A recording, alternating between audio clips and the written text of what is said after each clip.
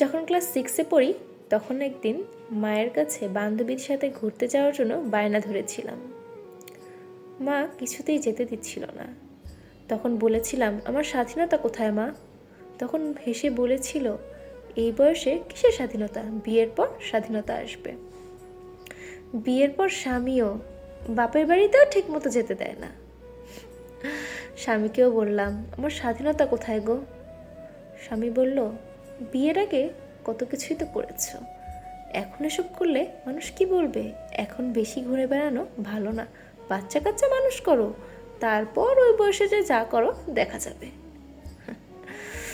সময় কেটে গেল, বয়স 50-এর কাছাকাছি। অবসর সময়গুলোতে ভালো লাগে না, একা থাকতে আর কতই বা ভালো লাগে, সবাই তো ব্যস্ত। অবসর সময়গুলোতে পাড়ার মেয়েদের সেলাইয়ের কাজ শেখাই, একটু হাতের কাজ শেখাই আর কি। একদিন ছেলে বিরক্ত হয়ে বলল, কি শুরু করেছো মা, তোমার তো বয়স হয়েছে, এই বয়সে এসব করলে চলে? আমার বাড়িতে এসব চলবে না, প্রতিদিন ওরা আসে কাজ শিখতে, কি একটা অবস্থা। ছেলেমেয়ের বয়সটা তখন বড্ড কম, কিছুই বোঝে না। তখন তাদের জিজ্ঞাসা করলাম, আচ্ছা বাবা, আমাদের স্বাধীনতা কোথায় রে? মায়েদের কি কোনো স্বাধীনতা নেই?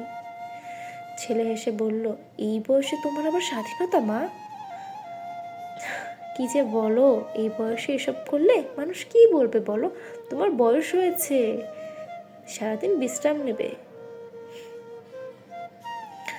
3 প্রজন্ম কেটে গেল, আজও সেই একই প্রশ্ন, আমাদের স্বাধীনতা কোথায়? এক মায়ের আর্তনাদের কথা।